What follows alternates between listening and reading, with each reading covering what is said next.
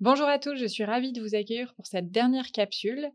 Nos vidéos sur les publications de la CSRD sont bientôt terminées. On a gardé le meilleur pour la fin. Maintenant, on va s'intéresser au sujet de l'assurance sur le reporting de durabilité. Je suis accompagnée de Cécile et de Marion. On va vous faire un point sur un exécutif summary comme à notre habitude. Évidemment, nous n'oublions pas l'essentiel.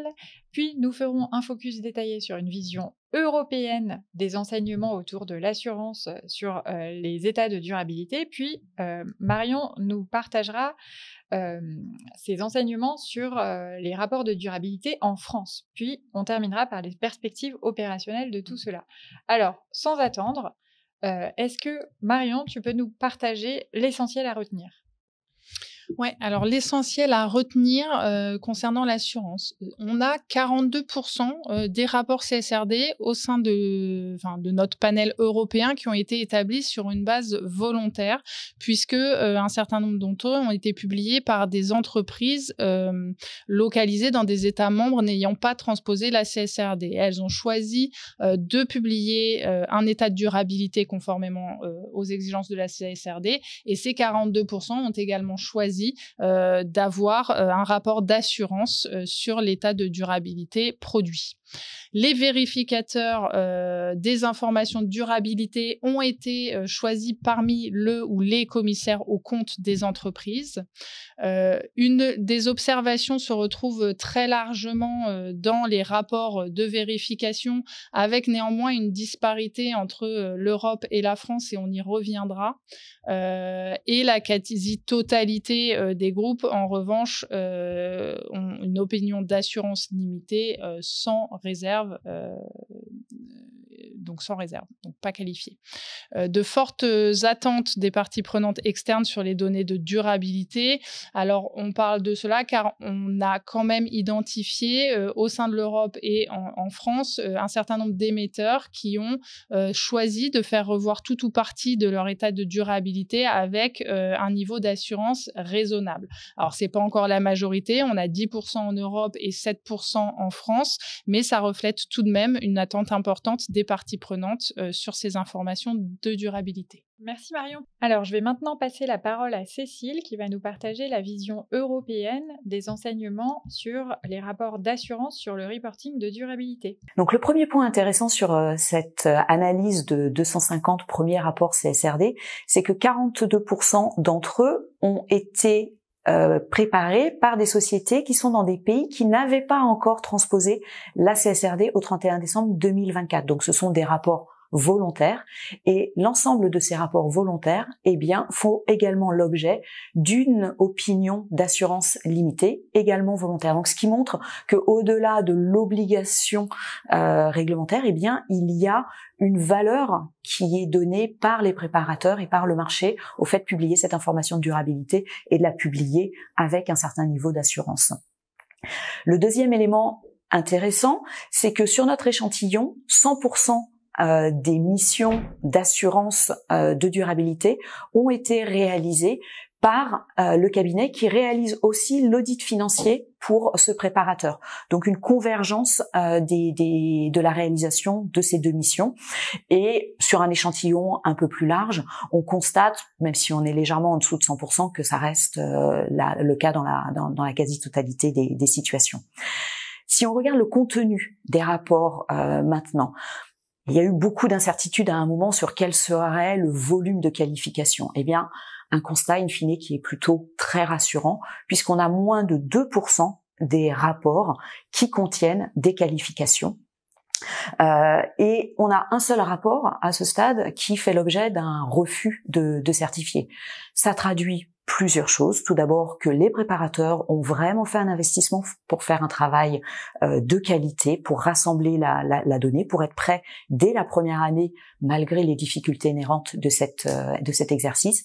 Et le deuxième élément, c'est qu'il y a eu une vraie collaboration en amont de la publication de ces rapports de durabilité entre les préparateurs et leurs auditeurs pour faire en sorte d'identifier suffisamment les zones d'amélioration, les inexactitudes et de pouvoir les corriger. Donc cette anticipation, elle est extrêmement importante. On voit par contre que s'il y a seulement 2% de rapports qui sont qualifiés, on a à peu près 25% des rapports d'assurance qui présentent des observations, c'est-à-dire qui attirent l'attention du lecteur sur certains points spécifiques. Et ça également, ça reflète le fait que, c'est un domaine qui n'est pas encore complètement mature et sur lesquels il y a des zones d'incertitude, des hypothèses qui sont prises, qui sont importantes et qui méritent d'être portées spécifiquement à l'attention des utilisateurs du reporting de durabilité. On peut par ailleurs noter qu'à peu près 95% des rapports d'assurance mentionnent le fait qu'il existe des limitations inhérentes dans la réalisation de la mission. Ce que l'on peut également dire, c'est que l'on voit certains patterns nationaux dans la forme des rapports, également parfois dans la réalisation des diligences, puisqu'il faut rappeler qu'il n'existe toujours pas de standard d'assurance unique pour l'Union européenne et que ce sont donc des standards nationaux qui se sont appliqués cette année pour la réalisation des missions, avec un certain nombre de pays qui se réfèrent à la norme internationale ISAE 3000R et certains pays qui ont développé leur référentiel national. En France, on a les guidelines de la H2A qui permettaient d'apporter des précisions spécifiques sur certains éléments importants du déroulé de la mission. Dernier point que je trouve intéressant, c'est que au-delà de l'obligation pour les émetteurs d'avoir un rapport d'assurance limité, il y a à peu près 10% des sociétés dans notre échantillon qui ont demandé de manière volontaire une assurance raisonnable sur certains KPI considérés comme particulièrement importants, typiquement les émissions de gaz à effet de serre ou des KPI relatifs aux données sociales. On a même un émetteur qui a obtenu une assurance raisonnable sur l'ensemble de son reporting CSRD. Ça veut dire pour moi que les émetteurs sont conscients qu'il y a une attente des stakeholders et notamment des investisseurs sur le fait d'avoir un niveau de confort sur la donnée de durabilité qui soit similaire au confort qui est donné sur la donnée financière. Et si je me réfère à l'enquête annuelle que PwC réalise auprès des investisseurs, celle de 2024 indiquait que plus de 70% des investisseurs souhaitaient obtenir sur la donnée de durabilité une assurance raisonnable. Alors merci Cécile, je vais maintenant passer la parole à Marion pour qu'elle nous partage les enseignements sur les rapports français d'assurance sur le reporting de durabilité. Oui, alors premier constat en ligne avec ce qu'on a pu observer au niveau européen, on a nos émetteurs qui ont sélectionné leur commissaire aux comptes pour la certification des informations en matière de durabilité. Alors en France, on a la spécificité d'avoir le co-commissariat aux comptes qui donc pouvait également être choisi pour faire de la co-vérification sur l'information de durabilité. Et si on se concentre là-dessus, on a 38% de notre panel qui ont fait appel à un seul commissaire aux comptes pour les informations de durabilité et 62% qui ont choisi un dispositif en co-vérification. Si on continue, autre spécificité française par rapport à ce qui peut exister au sein de l'Union européenne, c'est qu'on a eu au niveau de la profession les lignes directrices de la Haute Autorité de l'Audit, la H2A, qui ont été publiées et qui sont venues encadrer nos travaux et également le format notamment de notre rapport. Alors ici, très simplement, ce rapport en France, et c'est la spécificité, il porte sur 3 conclusions. Une première conclusion sur la conformité du processus d'analyse de double matérialité, une seconde conclusion sur la conformité des informations avec les textes et avec notamment les ESRS, et une troisième conclusion sur le respect des exigences du règlement européen taxonomie. Si on regarde en fait, du coup, sur chacune de ces conclusions, il pouvait y avoir une conclusion sans observation et sans réserve, avec observation ou avec réserve, indépendamment. On a 95% environ des rapports d'assurance qui comportent au moins une observation. Et on y reviendra, mais si on regarde, en gros, les observations portent très majoritairement sur la deuxième conclusion, sur la conformité aux ESRS. On a pu voir dans les conclusions un rapport assorti d'une réserve, donc sur notre panel français, et un rapport qui mentionne une impossibilité d'émettre un avis sur une partie des informations, et notamment les informations incorporées par référence au sein de l'état de durabilité. Merci Marion. Là, tu me parles de 95% des rapports d'assurance qui comportent au moins une observation. Alors oui, tu nous as dit quelques mots, mais moi, je veux vraiment en savoir plus là. Ouais, alors ces observations, pour rappel, elles portent l'attention du lecteur sur certains points particuliers et importants de l'état de durabilité. Donc sur la conclusion 1, on a 21% des conclusions qui sont assorties d'une observation. Ces observations, sur quoi portent-elles ici? 30% sur une limitation de périmètre, donc sur les opérations propres ou sur l'inclusion de la chaîne de valeur dans le processus d'analyse de double matérialité, et 50% sur des incertitudes méthodologiques, notamment pour le secteur financier et bancaire, liées aux non-conclusions sur les enjeux liés à la nature. Si on vient sur la conclusion 2, donc la conformité avec les exigences des ESRS, c'est donc ici, comme je le disais, que la majorité des observations se retrouvent. On en a 90%. Les 2 tiers liés à la première année d'application. Donc en fait, on parle dans la capsule présentation de ces fameuses bases de préparation qui ont inclus de manière transparente toutes les difficultés et limitations que les groupes ont pu rencontrer lors de cette première année d'application de la CSRD. Et donc, cette observation vient faire référence à ces bases de préparation pour porter l'attention du lecteur sur le fait qu'il y a quelques limitations en cette première année dans les états de durabilité des émetteurs. Et 43% sont liés là aux estimations et aux choix méthodologiques dans le calcul des émissions de gaz à effet de serre, et plus particulièrement les incertitudes liées au scope 3. Et enfin, sur la troisième conclusion qui porte sur le respect des exigences au règlement européen taxonomie. Ici, c'est 29% des conclusions qui sont assorties d'une observation. Et ici, alors, 3 cas de figure qu'on a pu recenser. Pour la moitié des incertitudes qui portent sur le fameux DNSH pollution, donc qui est venu être très discuté en cette première année sur l'application par les différents groupes. Un deuxième lot à 21% sur des limitations de périmètre, des omissions ou des hypothèses dans les analyses d'alignement ou d'éligibilité, et puis 29% sur certains choix méthodologiques, et là plus spécifiquement, une fois encore, sur le secteur financier plutôt. Merci Marion. Alors, j'ai bien compris. Tu nous as dit tout à l'heure que les rapports avaient fait l'objet d'une assurance limitée. Malgré tout, il y a des petites spécificités. Est-ce que tu peux nous en dire plus ? Alors, je peux en dire plus. Donc, évidemment, on met sur cette slide 100% des États ont fait l'objet d'une assurance limitée. Ce n'est pas une surprise, c'était une exigence et tous les groupes s'y sont conformés. On a en revanche en France 7% des émetteurs qui ont choisi d'obtenir une assurance raisonnable, donc un niveau d'assurance plus élevé sur certaines informations. Donc, aucun sur l'ensemble de l'état de durabilité, comme ça a pu être le cas, comme Cécile l'a évoqué, sur un émetteur européen. Ici, principalement, l'assurance raisonnable porte sur 3 grands types d'informations. Évidemment, les consommations d'énergie et les émissions de gaz à effet de serre des scopes 1, 2, les caractéristiques et le nombre des effectifs, et puis des indicateurs liés à la santé-sécurité. Ça, c'est principalement, il y en a parfois d'autres aussi. Et on note un émetteur qui a obtenu une assurance raisonnable sur la totalité de son empreinte carbone, donc incluant également le scope 3.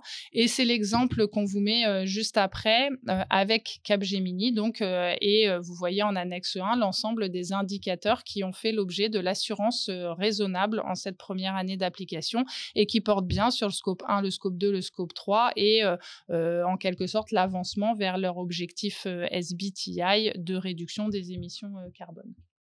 Merci Marion pour ces détails. Alors là, j'aimerais qu'on prenne juste 2 pas de recul sur cette première expérience CSRD et du coup sur ces rapports d'assurance.